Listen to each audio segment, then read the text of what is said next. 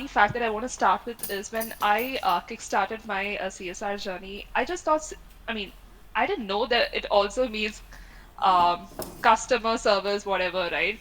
CSR also means that. So I never expanded CSR. So I used to get a lot of calls saying that, hey, we need a customer service representative. I know you're looking out for it. I was like, oh, no, no, I'm actually looking for a corporate social responsibility job. So anyone who's looking to shift careers, just please do very clearly specify and expand it as customer. It's not customer service representative, but it's corporate social responsibility, right?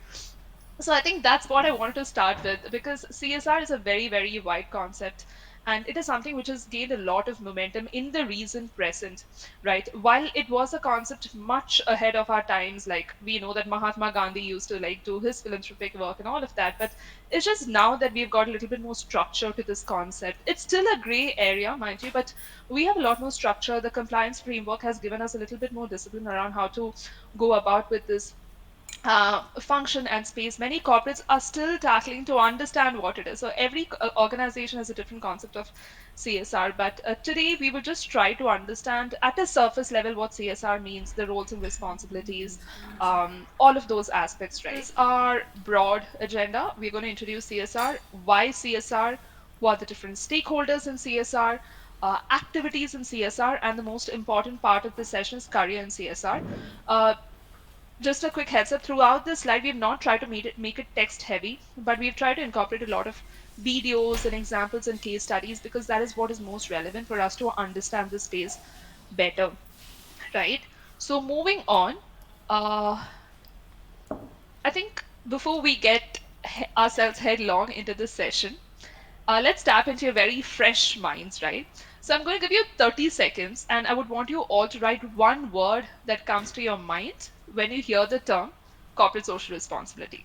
So post 30 seconds, we'll just come back and see the answers that we got and try to connect it with the meaning of CSR, right? So Kashmir, can you just go next slide if we can see that ticker is working? Yeah. Oh yeah, your time starts now. All of you are right. And the reason being, CSR can be construed in many ways, and there is no one right definition. So, CSR as we see it today was not developed until maybe the 1960s, and it's only now that has increased the importance. However, during all these years, a mutual concept or definition of CSR has not evolved. But because of the popularity of the field today, there are many different concepts that are competing for prominence. Like, we have some words like sustainability.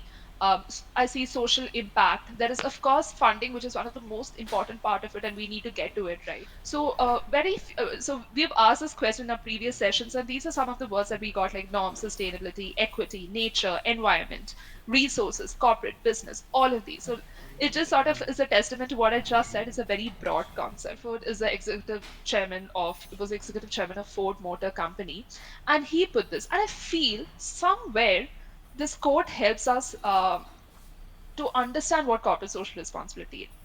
Right? We all know what is the main motive of an organization. It goes without saying it is to maximize profit. No doubts about that. But for an organization to make profit, it cannot do so without the support of the society or at the cost of the society. Rather, organizations have an increased responsibility and businesses need to give back to the communities and nations that provided them the opportunities in the first place, right? So, hence, it is not the duty of being or acting ethically right, but it is their obligation. And most important part is that beyond organization meeting their obligation, CSR has now become the front center of many, many, many corporates. When Ashika and I chatted, we thought that this very same has to be really linked towards the law, because practically speaking, what you will really see how how business is conducting CSR and how CSR is understood within the department and how the department works. It's really this one thing that is I would say connects all CSR departments together, right? And so it becomes easier if you're approaching a CSR department of a company to have that in mind. So that's why the next slide, which was created just for this session, is on the law. Right? I agree with you because I do see when NGOs or folks reach out to us, right? I do see a struggle wherein perhaps some of the things in terms of what CSR is and your discussions in accordance, that's a little bit of a struggle. So really we are the buffers between a corporate setup and an NGO setup, which then helps people to package their projects so that it gets passed, right? So I'm glad you said that, and I'm glad that we are on the same page, and we all think that it's important to understand this. So let me then deep dive into the law. There is a section 135 in the Companies Act that came out in 2013. The first thing is, who does it apply to, right? Who does it apply to is what you see over here. Net worth 500 crores, turnover 1000 crores, net profit 500 crores, right? So there is, of course, the law specifies who, for whom is it applicable. So naturally all the large corporates with high CSR budgets, the law definitely is for them. But then also you see that in today's economic world there are many new companies who are really making such kind of money. And then there is where you see a struggle of, oh, now we are under the ambit of the law, and we need to ensure that we're in compliance with the CSR law as well. So this is on who, for whom is it applicable. But then what happens, say you are one of these three you are passing the threshold, then you have to set aside 2% of your average net profits in the last 3 years for CSR activities. This is important. I'm a company, and now I am mandated to have X amount of money and spend it on CSR. But please also bear in mind that I'm not in the business of social work. So oftentimes, not oftentimes, I mean, most of the companies, leaving of course the Tatas and all the bigger companies who've been doing it for long, are really a little bit clueless on, okay, now I have this X amount of money, what do I do with it? Now say you're a company, you have X amount of budgets, how do you administer, how do you monitor, how do you really make things happen with respect to CSR? So there's a CSR committee that is mandated for the company to set up, and the committee is at the board level. So there's actually your board members sitting as part of the CSR company mandated to meet 2 times a year and oversee the activities and oversee how your X amount of money is being spent. That's very important, because the CSR head actually has to report to the board. We have to do presentations to the board and can be asked any kinds of questions, right? Which gives a very good oversight to ensure that the work has been doing well. NGOs are even mandated to be registered on the MCA portal, that is Ministry of Corporate Affairs, which means if you do not have that CSR ID, I cannot partner with you. So there is more and more transparency that the government is asking for. So Privil, we will discuss all of that at the end. Of if you're an NGO, what all you have to ensure for yourself to be to to ensure that you are able to get CSR. Are people penalized if they are not able to do spend X amount of money in a given year? There are provisions to ensure that you can write that X and Y reasons, A and B, C reasons because of which I was not able to spend. But that's a separate thing. If you're not compliant, then what happens is a separate issue. I would be very happy when an NGO approaches me telling that, hey, I have all these compliance documents, plus I have this proposal. Because even for me to go ahead and even review their proposal, I want to see if the NGO is compliant. Right, and the CSR form one, which was recently passed after the amendment, it's that added value document which shows that, okay, the NGO ticks off all the boxes and I'm at least okay to sort of go ahead and review their proposal. Coming to a most important part, I'm coming from corporate side, is why CSR, right? Studies have proven that these are the factors why organizations do indulge in CSR activities in addition to compliance aspect, right? First one is customer trust and loyalty. So, a study showed that 55% of customers are willing to pay more for products from socially responsible companies. Attract talent and retain staff. So 70% of millennials studied listed their company's commitment to the community as an influence on their decision to work there. Not just millennials, but Divya is here. She's a Gen Z, and she tells me that how important employee engagement activities, and how committed her corporate is to the needs of the communities was a decision for her to choose the company that she's working in now. Study that a lot of people think that company is based on their perception of its CSR activity. So it helps in improving your brand perception and therefore client confidence also. I want to take a case study, and I just thought it's important for us to understand what is actually happening in the world outside and then sort of draw on examples to get more clarification around why corporates drive CSR agenda. So I'm going to take the example of Vedanta Limited. Vedanta Limited is actually a leading producer of metallurgical grade alumina and aluminium products, right?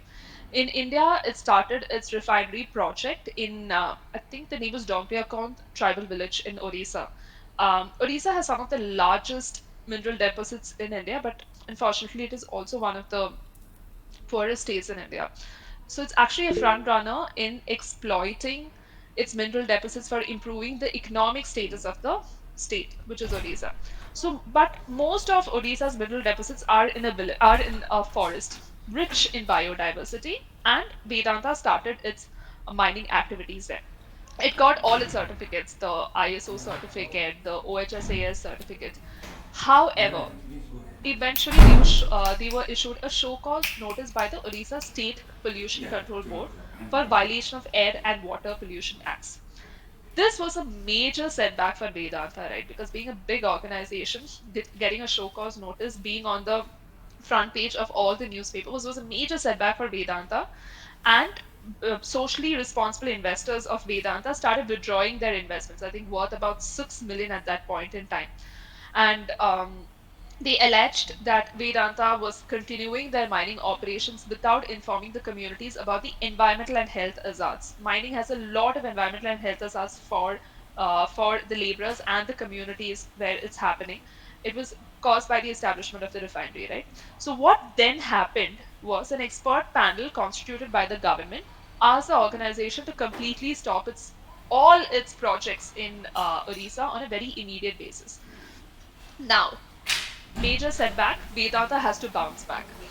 It was a serious effort that was required from the organization's side to regain the reputation, right? So, being a globally operating organization, Vedanta then recognized the importance of shareholders. They started losing shareholders, they started getting a lot of negative publicity, customers started having a lot of problems, and the local communities were hard against all their operations. So then Vedanta, what tried to do was to create a very inclusive and sustainable development strategy to ensure positive impact and to improve the quality of the life and the local communities. So after facing all the criticism, Vedanta went full fledged and conducted a lot of CSR activities in the space of healthcare, agriculture, digital literacy, you name it, and Vedanta has it. Right. So if I'm a company that's using a lot of, say, water as a natural resource, I do a lot of watershed development projects. I do a lot of projects wherein you're really working on water. Then you somehow, and we call this externalities. Every company, every business has negative or positive externalities because of its nature of the operation. You are either taking a particular kind of resource, you give back to that, right? So how do you mitigate the impact of your negative externalities? By looking at your operations and designing projects. So is another model. You do see it in FMCG companies a lot, right? Or companies like breweries or like Vedanta, wherein they are using it to mitigate the negative externalities. The third one, which is extremely interesting, is where you're in the business of, you've made your business such that you're selling a particular product, but you're also ensuring that there is a social value that is being created. I would really like you to read through about Jain Irrigation. That's a company in India itself, which provides drip irrigation thing to farmers, but also teaches farmers to increase their output. So it's a win-win, right? It's a business for them. Farmers are their customers, but it's also social values because they're increasing the yield of their agriculture. So these are the three models you've seen. For any CSR person, the third model excites a lot because your business is invested into this, is invested into social value. And things are changing. Very hopeful, I think all of us are, because we see a lot of changes. Even recently, if you see Swiggy, right? Now they ask you, do you want a bag or not? I mean, things are changing. Or any examples or stories of how your organizations or firms sort of drive corporate social responsibility initiatives? What are the focus areas of your companies? We would love to hear that. Yeah. Yeah, I would want to interrupt here and add a few points. Supratim, if you're around, we are a wellness and a beverage company. We actually manufacture probiotics and we are selling it across, Nama Bengaluru. And there's a conflict between me and my co-founder, I would say, that he's always pro sustainability. Our bottles have water dissolving stickers, but I said, for the purpose of cost cutting, why don't you just make it plastic or permanently engraved ones, right? So I think as startups, it is going to be a little complicated to begin with, but his vision of sustainability in the longer run, it is like a hard nut to bite, but we'll be there and we'll make it possible. So that's one, choice, right? That we have to make in the longer run. Is it going to be profits or is it going to be sustainability? So it has to be hand in hand, is what at least our firm believes in. So that's one story that comes to my mind when you ask this question. I can also share into that actually. So why this is so? I mean, this fight that we always have is, I have been heavily experienced in working in SDGs, and from a very long time, I have worked into this environment sector, pro environment. I worked on water, I worked on bioenergy, now in food. So many a times when you're a business owner and questions like privilege, like, hey, this is going to save us cost. For example, plastic bottles will definitely save a lot of cost. We do everything glass. Our logistics are huge. Carrying the glass is a big task. But then I am very hell bent upon, no, let's not do that. Let's change the way people are perceiving things. And I think it's a very difficult situation because where you want to do cut your costs, or you want to look for the better of tomorrow, it definitely is a big question mark. But I have always told him that there's always a way if you want to do it. Yes. Ankur, you raised your hand. Do you want to add to a point? Yeah, I wanted to add something about the Green Credit Program, which Oh, is a government initiative actually. So, earlier we used to talk about carbon credits, but now there's a concept of green credit which has come into picture, which is basically a credit trading scheme. In 2023, it was launched, like this year itself, and it comes under the Energy Conservation Act of 2001. So, according to that, what happens is one carbon credit is equivalent to your around 1 ton of CO2 emissions, right? So, what companies do is there are few companies like if they invest in solar and then they are building up and gaining a carbon credit because of that, because they are contributing towards clean energy. Companies can trade these credits amongst each other.